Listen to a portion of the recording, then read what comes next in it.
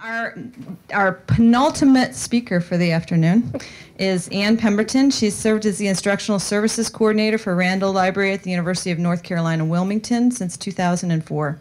She received her master's degree in Information Sciences from the University of Tennessee in 2000 and is currently working on a master's degree in Instructional Technology at UNCW. She previously served as Social Sciences Librarian at the University of Tennessee Libraries and as a Library Fellow at the North Carolina State University Libraries.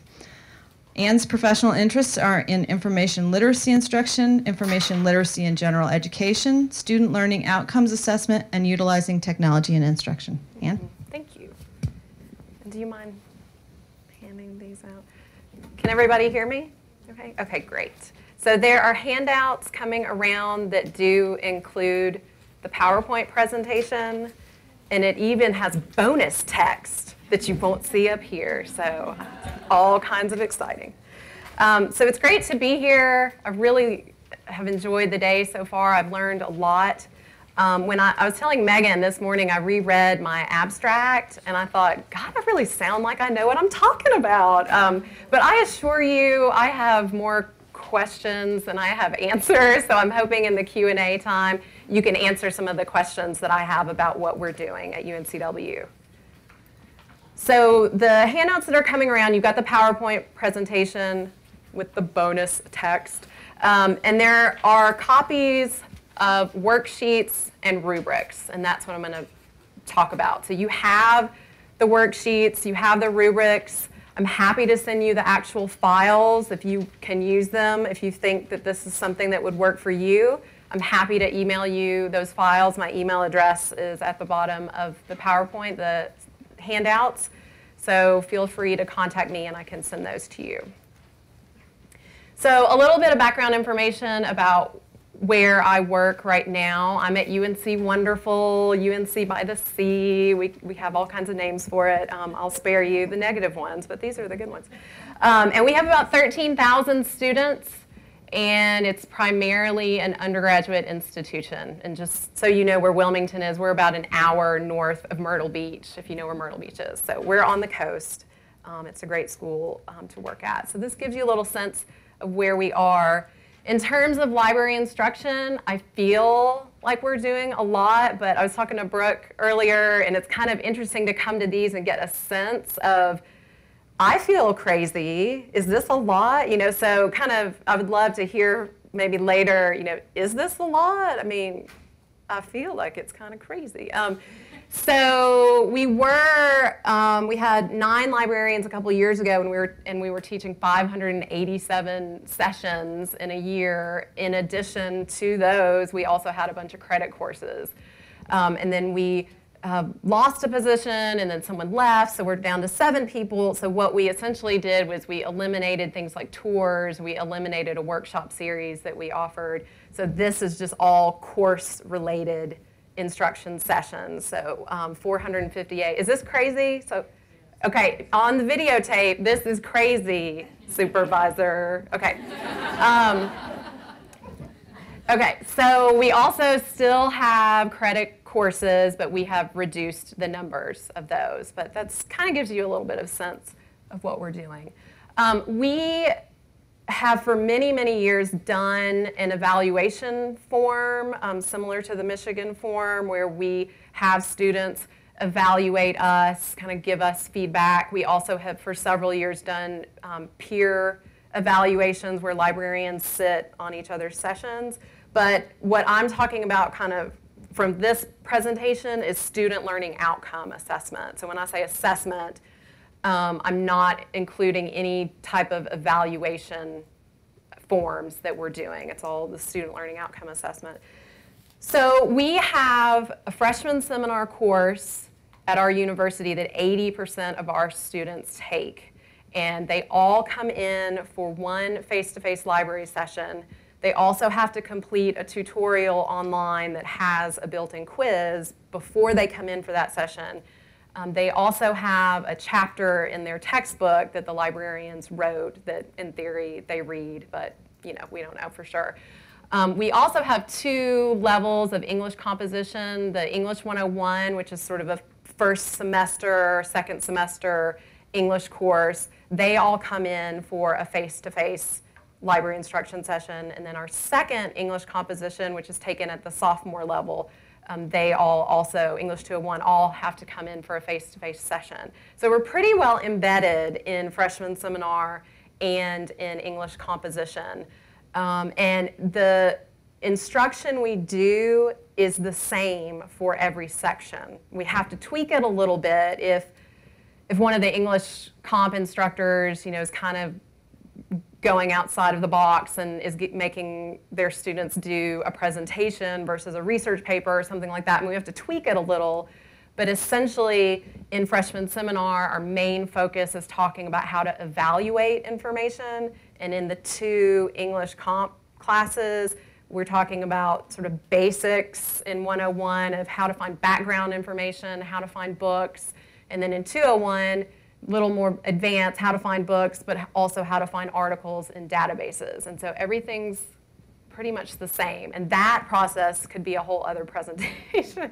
It's taken a long time to get it to where it isn't just whatever that particular instructor wants. So, and we have student learning outcomes and ways to assess those in place. Okay, so for freshman seminar and English composition. Our other instruction sessions, so all the other sessions that we do in different disciplines, so history, biology, nursing, all of those, it's sort of all over the map. For some of them, we have student learning outcomes written, and we have ways to assess. In others, we haven't even really talked about it. Okay, so we're in this process where I just keep saying, we're getting there, we're getting there. I mean, we're getting there. We're just not where we want to be. We don't have everything ready to go to be assessed.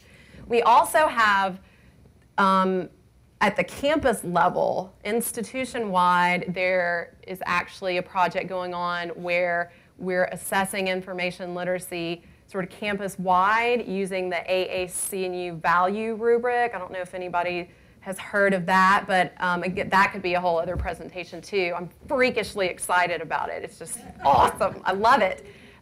This is sort of coinciding with we're changing our gen ed requirements, and there's going to be an information literacy requirement on our campus starting next year. And so I'm really excited about all of that. So this is kind of where we're going with assessment. And we do have, particular wants and needs when it comes to assessment. I mean, obviously, you all have all confirmed we're teaching a lot, so that's good to know. So we're doing a lot of instruction, just like all of you are, so there's not a lot of time. So the idea of it being something that you kind of tack on to what you're already doing is just not going to work. We just don't have the time. Obviously, we want to be effective but efficient.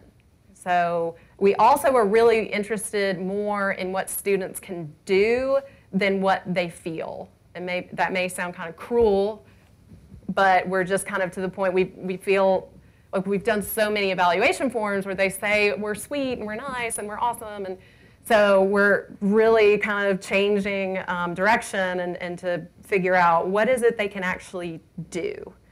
And what we have been finding is that there are these common student learning outcomes that just seem to come up time and time again whenever we're talking about whenever we're mapping our student learning outcomes, looking at the ACRL standards, which is a process that we've done, there seem to be things that just keep coming up over and over and over again, and I'll share those with you. So the idea is that there are these common things that we seem to be teaching in every session. Can we not come up with an instrument that would work to assess those particular student learning outcomes? And of course, you have to be able to modify them for a specific discipline. So what I'm doing in social work is not going to be something that will work necessarily for nursing. So that's where the idea of these templates come into play. And we really wanted something where we could kind of track at different levels. How are they doing at the 200 level versus how are they doing at the 400 level? And can we make some assumptions about, okay, are they getting better? Are they getting worse?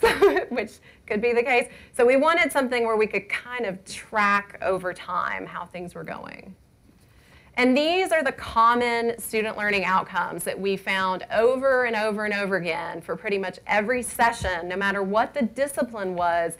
these are pretty much the things that we were providing instruction on. So developing an effective keyword search, selecting relevant books, selecting appropriate databases, selecting relevant articles, and determining if the full text was available or did they have to use interlibrary loan. So in a biology class, this is going to be different instruction. You know, the librarian is going to be pointing out biosis and web of knowledge, whereas in nursing, I'm pointing out CINAHL in PubMed. So we're teaching different tools, but it's pretty much the same concepts over and over again. So we decided we would try to create some kind of template that would work as an assessment instrument and could be modified for each discipline or each librarian as they needed it, and also create a template for a scoring rubric that would score the worksheet. And again, they can be tweaked for the particular session that you're doing, and that was the idea. So it's been going pretty well, but there's definitely some issues that have come up. So I'm going to share the good, the bad, and the ugly, and then maybe see what advice you can give me about what to do. And essentially what we did, I've been teaching, we have LIB 103 is one of our credit courses. It's a 3 credit hour course. I've been teaching that course since 2005. And I had taken this search strategy worksheet that probably 90% of us have on our website somewhere that walks you through how to create an effective search. I basically took our version of that, which had probably been stolen from somewhere, who knows. I took our version of that and morphed it into this research strategy worksheet. So it not only talked about the search, but also gave students a place to note what books they're finding, what articles they're finding, that kind of thing. So I actually used that. I've been using that since 2005, and all along the way have been making tweaks. The nice thing in a credit course is they're your students. They have to do what you tell them to. So they would give me feedback, and they had to do these worksheets, and they do it for a grade. The really nice thing is I could, a week later, tell them exactly where they went wrong, which is amazing. And we don't always have that luxury in a one-shot course. But I started to think, couldn't this worksheet work for a one-shot session? Surely it could. So I began thinking about that and trying to figure out how we could make it work. And at the same time, I had to create a scoring rubric for my purposes for the credit course. And so I wanted to come up with a rubric that other librarians could use to score the worksheet. So using the worksheet has kind of been going on for years as an active learning tool in the one-shot sessions. So we had it in the credit course, and then we just started using it as an active learning exercise in these one-shot sessions. But it wasn't until this past year that we started collecting data and using it for assessment and not just as a tool for them to learn with.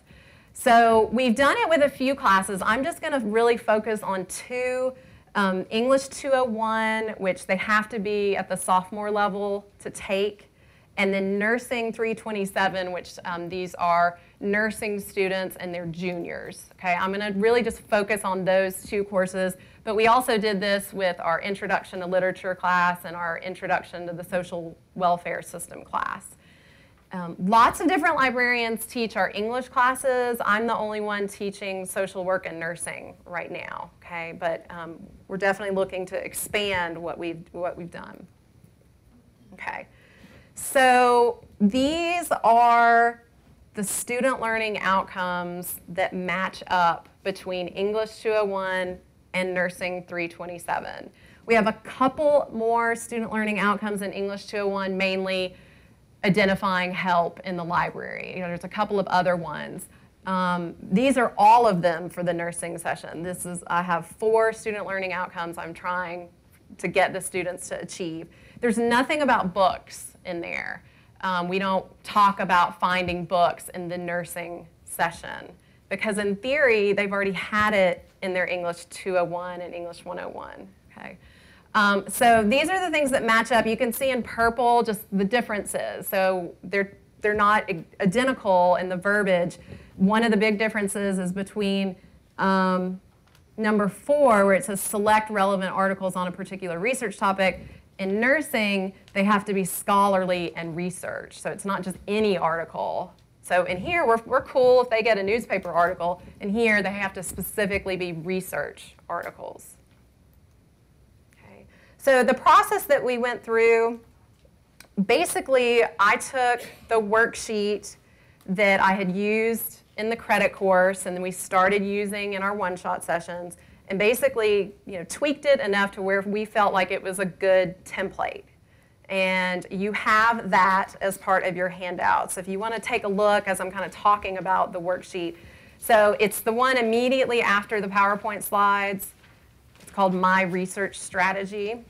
So this is the template, and I'm going to talk, hopefully if I have time, about the weaknesses I see with this worksheet and some of the strengths.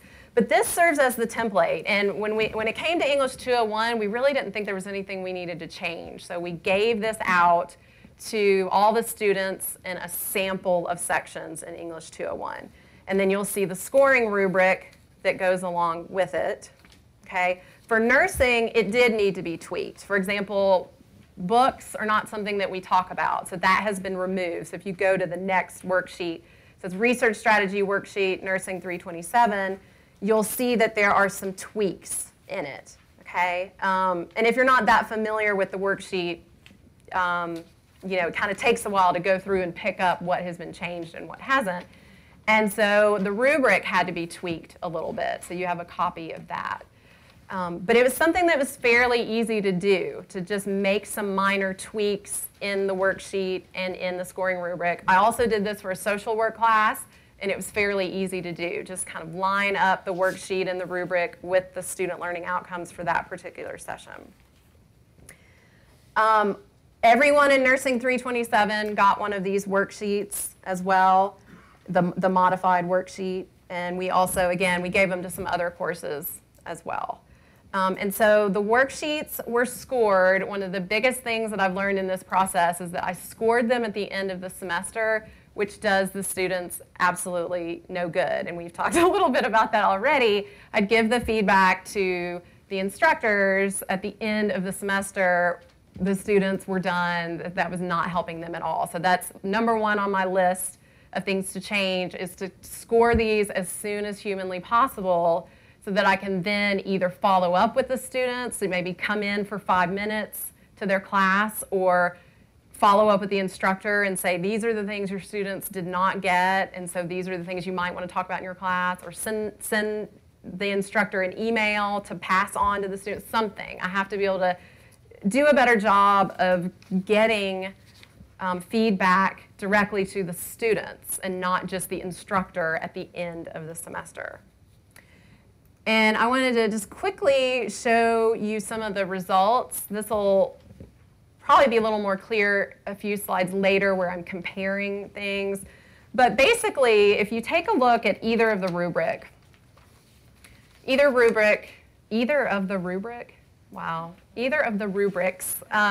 what you'll see is you have your student learning outcomes going down the left side. And then at the top, the headings that we decided on were developing, competent, and advanced. And what we have agreed upon is that in general, we would hope that sophomores in English 201 would be competent. They'd be a score 2. Nursing students at a 300 level, 400 level, we would hope to see that they're advanced. So that's our logic at this point, okay? And we'll talk a little bit more about those headings themselves.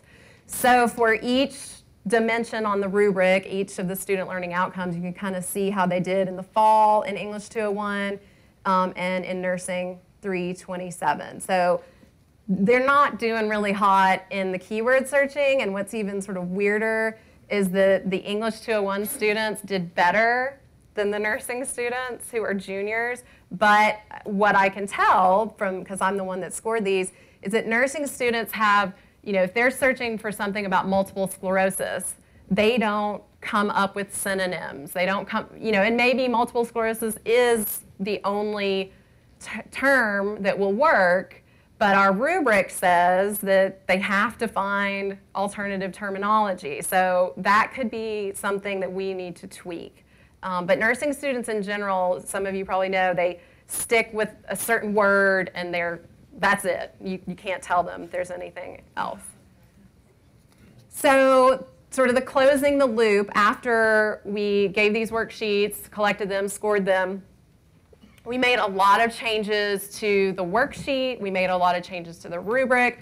But probably the most important thing we did was made changes to the instruction itself. So in English, for example, we were trying to cover so much in a 50-minute or 75-minute session. It was just ridiculous, everything we were trying to cover. So we scaled way back and really just focused on those 4 or 5 student learning outcomes.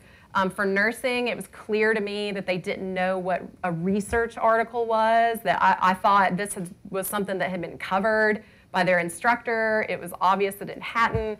So we made a lot of changes to both of the instruments and the instruction itself, and that's something we have documented as part of this whole assessment process. And so in the spring, we were really happy to see that things did go up. Maybe not to the point that we want them to, but they went up. So let me just show you, this is comparative from semester to semester. So very excited to see that things are progressing, and we assume it's because of the changes that we've made. But still, things like keyword searching is sort of low. And again, it's the same for nursing. So we think that nursing as juniors should be at a 3 for all of this. And they're getting close in two categories, but not quite. So again, it's just this cycle where we're going to have to go back and take a look. I also talked to the instructor for nursing, and she has already sent me a paper that they had to write where they talk about their research process. So I've got more to score over the summer, and so I think that'll be some really rich information. So maybe I can see really where we went wrong. I mean, what's going on? I mean, what am I missing? So I think that's going to be really, really useful. So just really quickly, I know I want to make sure we have some time for questions, but what is working with this whole process? The worksheet can be easily tweaked for any librarian. I think, if this was something you all wanted to do, you could tweak it easily. I like the idea that it's active learning and assessment combined. So it's not a test, but it's something they're working through. So the tool itself provides instruction along the way, and I like that. So that reinforces concepts to students. It's fairly easy to score using the rubric.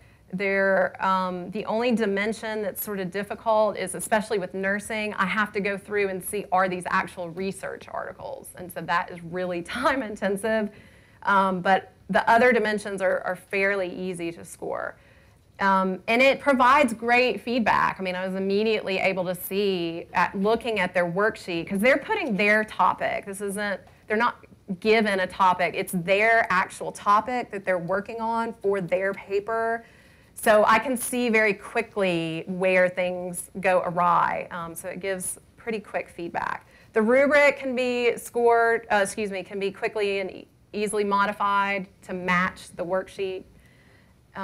Some issues, some problems that I already can see. Administering the worksheet has been sort of a challenge. We've done it in print. We've done it online. I think we're actually this probably sounds really old school, we're actually gonna try to do carbon paper so that they get a copy and we get a copy. Because if you look at the worksheet, I mean, it's for them to have and take with them. I mean, they've got books and articles. We want them to have a copy. And one way we did it online was they download a PDF of the worksheet and then they upload it and it sends them a link to that PDF. And that works, but what we're figuring out is they download it and then they upload it again really quickly, and then it's just, I don't know. So I'd love to hear what you all have. Thought about the editable PDF? I have not. Because that they can save it to their hard drive and then send it to you. Yeah, that's what it is they save it and then they fill it out and then send it. But what they do is they get stuck somewhere and they send it before they've completed it. So So the ones that are the PDF that they can input, it's almost always blank. So something weird is going on. So, but we'll keep investigating that. The other thing is the worksheet's very text heavy. You know, people have said, my students have said it's kind of overwhelming. You've got all this stuff here. So that's an issue. It's also, you know, one librarian said, yeah, but they could not listen to anything that we've said and then take the worksheet and go through the worksheet and learn that way. And I said, yeah.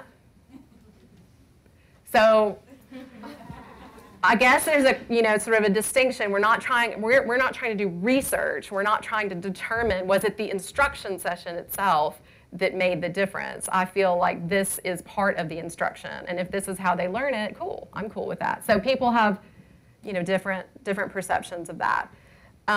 You've got the other issues on your PowerPoint slides. I'm going to move quickly to the rubric issues. One of the things that I don't like about the rubric is that under articles, it starts getting into quantitative measurements. So you're developing if you find one article. You're competent if you find two. And I don't like that. So but I don't know an alternative. So that's something we have to work on. Because if they can find one, they probably can find three. And should they really, you know, so that's an issue. Other things like if they list EBSCOhost, is that okay? Versus a specific database within EBSCOhost. It's also if they have an incomplete answer, should I score them or say no score? Right now, if they don't answer at all or it's completely, you know, they have one word and nothing else, they just don't get a score. So there are lots and lots of issues, so you can kind of read through those. But lastly, just kind of moving forward, we need to complete our process of writing our SLOs for all of our sessions so we can see what other courses can we use this with. So we also need to get a few of the librarians. A lot of times librarians will say, I didn't have time to do that worksheet thing. But to me, the worksheet thing is a huge part of the instruction. So we need to, you know, we need to talk about that a little bit more. Right now, I'm doing all the scoring, and obviously that's not sustainable. So we need to have training on using the rubric. Maybe even have the instructors themselves score along with us. They take a sample, we take a sample. So that's another issue. And then, you know, kind of getting instructors to help us in encouraging students to complete the worksheet in the class, because that has been an issue, is getting them. When I was using it for my credit class, they had to do it. They had to do it for a grade. Whereas when they come in for English 201, most of them do actually take the time and fill it out, which is nice, but not all of them. So that's an issue too. But there's a couple other things that you'll see on the notes here too. So I have so much more to say, but I'm not going to. So hopefully, do I have a minute maybe for a question? Yeah. Okay. Or comments where you can tell me what to do? Okay.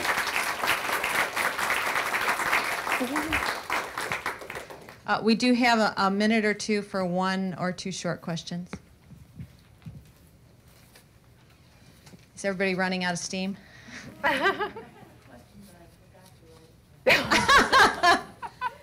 Well, if you think of it, you can catch Ann maybe directly after the I'm heading to O'Hare right after this. So whoever's riding to O'Hare can ask your question. Or you have her email here. So please feel free to email me. And if you want the files, I'm happy to send them to you if you think that they would help.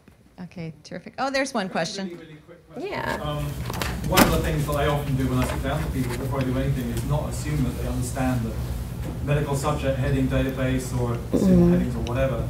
And before you can get that far, we actually look usually at the syndrome, disease, situation, whatever, using one of the online encyclopedias. And that's what I think the difficulty with books is what we define as a book these days.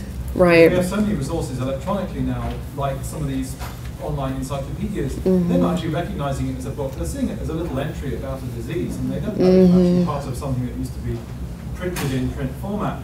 So I'm wondering how you would build into this somehow some sort of way that forces them to consult those very useful reference sources that identify the terminology and the correct, for something like polycystic ovary syndrome or something. You know, Right. give you all the subject headings that you need to know and the sort of dimensions around those topics. Well, and the way we don't have a federated search, so our resources are very much in silos. So our ebooks are in our catalog. And so when we do talk, and we also have the R2 library for nursing, so it's sort of gearing them to these specific places to search for books or ebooks, and then articles are in, CINAHL and PubMed. So the way sort of we have things structured right now versus if you had a federated search where you get this list of results, and maybe one's a book, maybe one's a chapter, maybe one's an article. We haven't really addressed that issue. But we do in English 101, which in theory these nursing students have had, the majority of what we talk about are encyclopedias, whether they're online or in print. And then in the nursing session, I spent a lot of time talking about the CINAHL headings. And so and we have links to the R2 library and some specific ebooks that I point them to. But then when it comes to the exercise, you're right, they have to already kind of know, I have to go to the catalog for books, and it's sort of a disservice to them because not every library is like that, and in 2 years that might be different. Do you have Credo reference? I mean, things like tablets, encyclopedic medical, things like that online? We don't have Credo, no. But we have e-books, we have encyclopedias that are online, but they're all accessible through our catalog, so. All right, so we're going to go, I'm sorry, we're going to have to go on to the next one. Yep.